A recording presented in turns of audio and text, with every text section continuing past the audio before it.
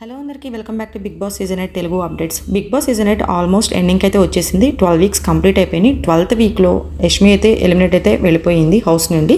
ఇంకా 13th week nominations జరుగుతాయి కదా, అందులో ఏ కంటెస్టెంట్ యొక్క క్యారెక్టర్ని, స్ట్రాటజీని, మన ఆడియన్స్ ఒపీనియన్ కూడా కరెక్ట్గా ఎగ్జాక్ట్గా డీకోడ్ చేసి ట్రాక్ చేసిందని మీరు అనుకుంటున్నారు. నేనైతే ఇప్పుడు ఈ వీడియోలో అయితే షేర్ చేస్తున్నాను.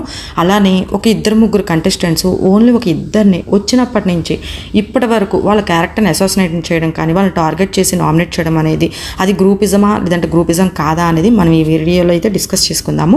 ఇంకా ఈ రోజు నామినేషన్స్లో నాబిల్ గౌతమ్ని, విష్ణుప్రియని అయితే నామినేట్ చేశాడు. పృథ్వీ అయితే అవినాష్ని, గౌతమ్ని, ప్రేరణ అయితే విష్ణు గౌతమ్ని, నిఖిల్ వచ్చేసి ప్రేరణ గౌతమ్ని, అలానే విష్ణు తేజాని ప్రేరణని, గౌతమ్ నిఖిల్ని ప్రేరణని, తేజ వచ్చేసి విష్ణుని, పృథ్వీని, అవినాష్ పృథ్వీ విష్ణుని, రోహిణి నాబిల్ విష్ణుని అయితే నామినేట్ చేశారు. ఎప్పుడైతే మనకి నామినేషన్స్లో ఎక్కువ నామినేషన్స్ ఎవరికి అయితే వస్తాయో, ఏ కంటెస్టెంట్కి అయితే వస్తాయో ఆ కంటెస్టెంట్ అస్సలు వెళ్ళరు హౌస్ నుండి. ఎందుకు అంటే వాళ్ళు హీరో అవుతారన్నమాట. ఒక రకమైన సింపతి అయితే వస్తుంది. ఇప్పుడు వాళ్ళు ఎవరనేది మనం చూద్దాము. విష్ణుప్రియకి 5 నామినేషన్స్ వచ్చినాయి, గౌతమ్కి 4 వచ్చినాయి, ప్రేరణకి 3 వచ్చినాయి, పృథ్వీకి 2, నిఖిల్కి 1, అవినాష్కి 1, తేజాకి 1, నబిల్కి 1.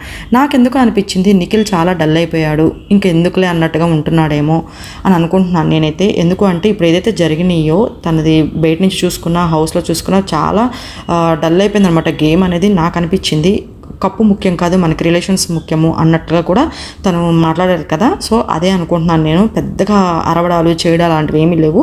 నేను ఎలా అయితే ఉండాలనుకుంటున్నానో నేను అలానే ఉంటానని చెప్పి మాట్లాడుతున్నాడు. నాకు ఎందుకో కొంచెం బాగా డల్ అయిపోయిందేమో అన్నట్లు అనిపించింది. బాధపడి హట్ అయిపోయి ఉన్నాడేమో. ఎక్కువగా గౌతమ్తో కూడా ఎందుకే ఆర్గ్యుమెంట్స్ అన్నట్లుగా ఉన్నాడు. అసలు వాళ్ళ మదర్ చెప్పిన రీతి ఏంటంటే నాకు అర్థమైందంటే, గౌతమ్ మీద అనవసరంగా ఎందుకు అంత హైప్ ఇస్తున్నావు, కొంచెం మాట తగ్గించి మాట్లాడు, నువ్వు ఓటింగ్లో ముందున్నావు కదా, అలా కొంచెం తక్కువగా ఉన్న వాళ్ళని నువ్వు అట్లా చేస్తే వాళ్ళ హైప్ వెళ్ళిపోయి అంటే కొంచెం ఎక్కువగా వస్తుంది అన్నట్టుగా చెప్పిందేమో అనుకుంటున్నాను. ఎందుకంటే మనకి మణికంఠ, గౌతమ్ ఇద్దరు పక్కన పెట్టిన అసలు గౌతమ్ వెళ్ళాల్సిన పర్సన్. సో ఒక్కసారిగా అట్లా వచ్చింది అంటే నిఖిల్ అట్లా రేస్ చేయడం వల్లే కదా, వాయిస్ రేస్ చేయడం వల్ల తనకు కూడా ఏదో సింపతిగా వర్కౌట్ అయ్యి ముందుకైతే వచ్చాడు అన్నమాట గౌతము. అది ఆమెకి కన్వే చేసే విధానం రాక, బిగ్ బాస్ హౌస్ కాబట్టి డైరెక్ట్గా చెప్పడం తెలుసో తెలియదు కానీ అది వేరేలాగా వెళ్ళిపోయిందనమాట. అది ఈ బయట నుంచి వచ్చిన కంటెస్టెంట్స్ ఎవరైతే ఉన్నారో ప్లాన్ చేసుకుని మంచిగా బిగ్ బాస్ అయినా ప్లాన్ చేసి పంపించుండొచ్చు, లేదంటే వాళ్ళైనా ప్లాన్ చేసుకుని అయితే ఉండుండొచ్చు. ఇక్కడ బిగ్ బాస్ ప్లాన్ చేసేది ఎందుకు అనిపిస్తుంది అంటే, వాళ్ళలో ఎవరికి కూడా రాయల్స్ ఒక్కరు అంటే పక్కన ఉన్న వాళ్ళ మీద ఒక్కటి కూడా అనిపించలేదా? అప్పుడే నాకు అర్థమైంది అందరూ వీళ్ళ నుంచి ఓజీ వాళ్ళని చేశారు కాబట్టి అది కొంచెమైన గ్రూప్ అంటే బయట బిగ్ బాస్ ప్లాన్ చేశారేమో అన్నట్టు కూడా నాకు అనిపించింది. స్టార్టింగ్ వీడియోలో మీకు చెప్పాను కదా, ఏ కంటెస్టెంట్ యొక్క క్యారెక్టర్ని కానీ, స్ట్రాటజీని కానీ, తను యూజ్ చేసే స్ట్రాటజీస్ కానీ మనం ఏదైతే అనుకుంటున్నామో ఎగ్జాక్ట్గా ఆడియన్స్ ప్రకారం ప్రేరణ అలానే గౌతమ్ గురించి డీకోడ్ చేసి ట్రాక్ చేసి చెప్పింది. పిన్ టు పిన్ వినాలే కానీ ఇంకా చెప్పేదనమాట. అప్పటికే చాలా టైం అయిపోయింది. ఏ పాయింట్తో నామినేట్ చేసిందంటే, ఒక సీజన్ ఆడి వచ్చావు, ఎక్స్పీరియన్స్ ఉంది, బయటకి ఎలా చెప్తే ఆడియన్స్కి వెళ్తుందో తెలుసు, ఒక గేమ్ ప్లాన్తో వచ్చావు, అదే పోటర్ చేస్తున్నావు. ఇందులో ఇంకా గౌతమ్ కృష్ణ చెప్పడానికి కూడా లేదనమాట. అంత ఆపేసిందనమాట గౌతమ్ కృష్ణని. ఎంత ఎక్స్పీరియన్స్ ఉంచుకొని ఇంట్లో చూస్తూ నువ్వు బయట వచ్చిన వాళ్ళని ఎక్కువగా నమ్ముతున్నావు, వాళ్ళు చెప్పారు అంటున్నావు, నీ ఓన్ ఒపీనియన్ నీకు లేదా అని చెప్పి అడిగిందనమాట. సో అదే ఏదైతే నామినేట్ చేశాడో గౌతమ్ పృథ్వీని గ్రూపిజం అని చెప్పి అవని చెప్పి ఇవని చెప్పి, నీకు అలా తెలుసు గ్రూపిజం అంటే బయట నుంచి ఫ్యామిలీ కంటెస్టెంట్స్ వచ్చారు కదా, వాళ్ళు చూసి చెప్పారు కదా, అదే నేను చెప్తున్నాను మీకు అని చెప్పాడు కదా. సో అదే ప్రేరణ చెప్తుందన్నమాట. ఆల్రెడీ చూసి వచ్చావు, నీకు ఎలా ఉంటుందో, బయటకి ఎలా వెళ్తుందో తెలుసు, దాన్ని మళ్ళీ నువ్వు ఇక్కడ ఎలా పోర్ట్రే చేస్తున్నావు, నీకు అన్నీ తెలుసు కదా అని చెప్పి నామినేట్ చేసిందనమాట. ఇంకా చాలా పాయింట్స్ ఉన్నాయి తన దగ్గర, కానీ మాట్లాడటానికే పాపం టైం లేదు. అలానే నబీల్ కూడా గౌతమ్ కృష్ణని నువ్వు నామినేషన్ రోజు తప్పితే నాకు మిగతా ఎక్కడ నువ్వు కనిపించట్లేదు అని చెప్పి నామినేట్ చేశాడనమాట. నిజమే కదా, నామినేషన్స్ రోజు తప్పితే మిగతా ఎక్కడ కనిపించడు. ఒకవేళ టాస్క్లో ఉన్నా కానీ ఎందుకో అసలు అంత హైలైట్ అవ్వదనమాట, అంత కనిపించడు. ఒక జేబులో చేతులు పెట్టుకొని, సేమ్ అదే పాయింట్ అడిగాడు, జేబులో చేతులు పెట్టుకొని అటు ఇటు తిరుగుతూ ఉంటావు, నువ్వేం చేసావు అని చెప్పి నబిల్ కూడా నామినేట్ చేసింది కూడా అదే పాయింట్. దాన్ని కూడా సింపతిగా యూజ్ చేసుకున్నాడు అనమాట గౌతము. ఇది గౌతమ్ ఫ్యాన్స్ ఎవరైనా ఉన్నారు లేదు అంటే ఇంకా మనం ఇంకా వాళ్ళకి చెప్పలేమన్నమాట. ఎందుకంటే లాస్ట్ సీజన్ చూసాము, ఇప్పుడు సీజన్ చూస్తున్నాము.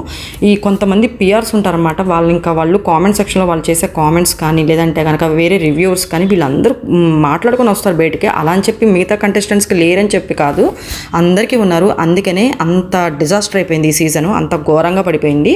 ఈ హౌస్లో ఎవరైనా జెన్యూన్ ఉన్నారు ఉన్నారు అంటే అది మీకు ఎవరు అనిపిస్తున్నారు అనేది కూడా కామెంట్ చేయండి. మరి మీరు కామెంట్ చేస్తేనే కదా తెలిసేది. ఇంకా ఇలా ప్రేరణ గౌతమ్ నామినేట్ చేసింది. ఎగ్జాక్ట్గా నబీల్ కూడా అంతే గౌతమ్ని.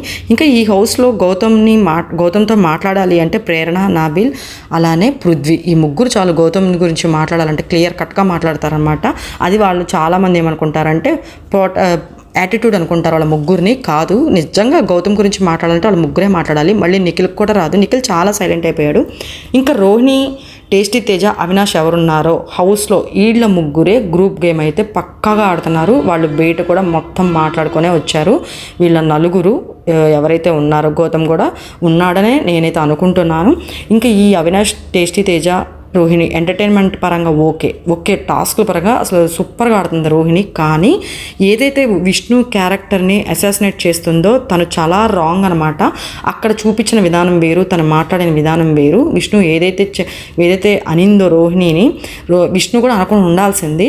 సో విష్ణు కూడా అనింది. బట్ కానీ క్యారెక్టర్ని అంత పెద్ద సోషల్ మీడియాలో ఇద్దరు అలా అనుకోవడం అయితే రాంగే.